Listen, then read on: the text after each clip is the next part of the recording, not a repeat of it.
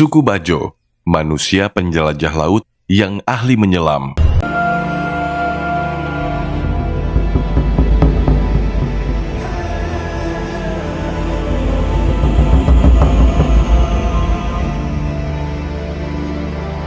Suku Bajo merupakan sebuah suku yang dikenal sebagai penyelam, pengembara, dan penjelajah lautan yang sangat ulung.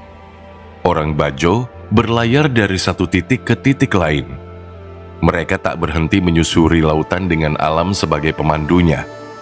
Meski asal-usulnya belum diketahui secara pasti, namun orang-orang suku ini bisa ditemukan di banyak tempat. Tak hanya di Indonesia, suku Bajo juga ada yang ditemukan bermukim di perairan Sabah Malaysia dan Tawi-Tawi, serta Mindanao di Filipina. Ada yang menyebut orang Bajo berasal dari Filipina, dan ada juga yang menyebut dari Malaysia. Namun, sejak berabad-abad, mereka hidup di lautan secara nomaden.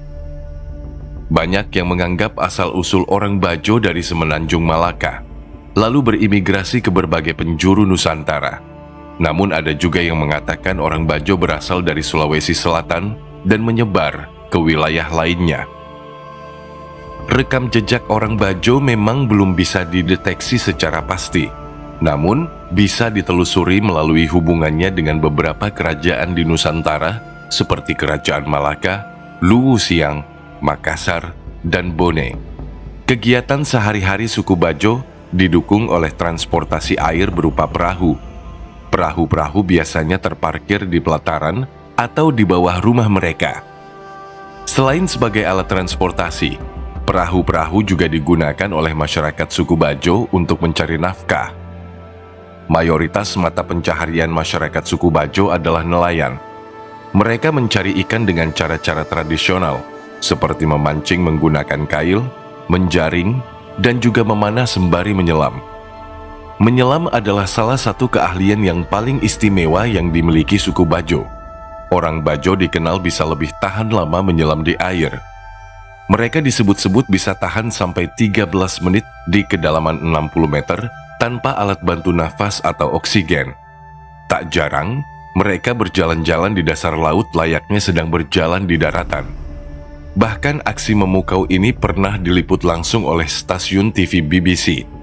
Saat menyelam puluhan meter, jantung orang Bajo melambat hingga 30 detak per menit, menekan paru-parunya hingga sepertiga dari volume awalnya. Normalnya, detak jantung orang dewasa berkisar 60 sampai dengan 100 per menit. Dari hasil penelitian, disebutkan orang-orang suku Bajo telah beradaptasi secara genetis agar bisa menghabiskan waktu lebih lama di dalam air. Di tubuh orang Bajo juga ditemukan sebuah gen yang tidak dimiliki manusia pada umumnya. Yang jelas, untuk menangkap ikan dengan cara menyelam adalah sesuatu yang mudah bagi orang Bajo. Hasil tangkapan biasanya akan dikonsumsi serta dijual kepada masyarakat di sekitar pesisir atau pulau terdekat.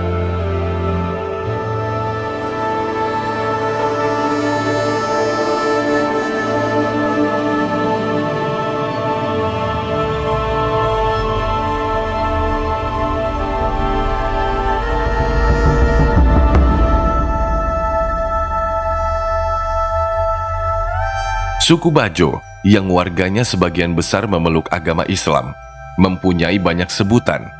Sebagian menyebut mereka orang laut. Orang Jawa menyebut mereka Bujus. Orang Melayu menyebutnya Celates. Di perairan Selat Makassar, mereka disebut Bajau atau Bajo. Sementara itu, mereka sendiri menyebut dirinya orang Sama.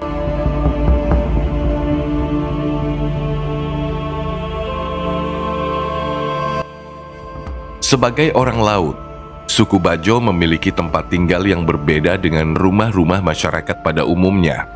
Masyarakat Bajo juga terbagi dua, yakni Bajo daratan dengan rumah-rumah didirikan di atas karang yang telah mati yang disusun menjadi seperti daratan, dan Bajo laut yang mendirikan rumahnya di atas permukaan air laut.